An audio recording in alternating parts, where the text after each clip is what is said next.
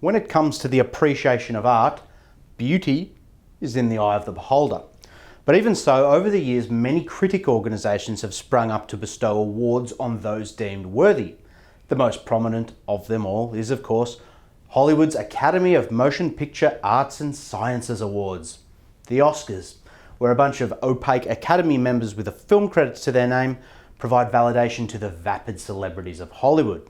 Now, relying on a film's success amongst critics to guide your own viewing decisions is fraught with danger, and frankly, it's the surest way to miss out on some really top quality entertainment. But they are seen as the ultimate badge of success, particularly with actors. So when the Academy starts dictating staffing policies and racial quotas in order for production to qualify for awards like Best Picture, no matter how obscene the request, you can bet a lot of people in Hollywood will comply. How's this requirement for, say, the director of a World War I single-shot epic? Films must have at least one lead or a significant support character from an underrepresented racial or ethnic group. 30% or more of the secondary roles must be from two underrepresented groups, or the main storyline, theme or narrative must be focused on an underrepresented group, including, and I'm sure you'll just be shocked at this, women, people of colour, LGBTQ+ people, or people with disabilities. So even though the Oscar for Best Picture is usually the one category every Academy member gets to vote on, the only movies they'll be allowed to consider from 2024, and really that's a very long time to prepare, are your Black Panthers and your Ghostbusters remakes, some of which are genuinely good films that happen to include a diverse cast, but some of which are just token efforts to tick diversity boxes that exploit the success of previous titles. Now, if, in general happenstance or by way of its setting, a feature film meets these requirements, great, that's a good thing.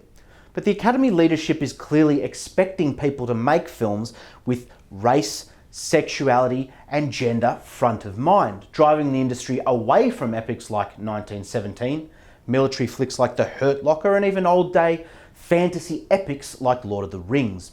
Any film written to tick these token boxes will be sacrificing artistic autonomy for approval from Hollywood foreign press types who spend their time thinking about nothing but someone's skin colour or sexuality. And I have to wonder what Ricky Gervais, that purveyor of extremely white comedies like The Office and Extras, will have to say about this at his next Golden Globes.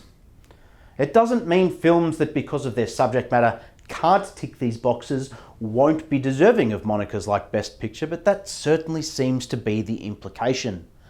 If your movie features a trans character played by an actor who isn't actually trans, the definition of acting, or isn't about Harriet Tubman, for example, sorry, you're no longer eligible.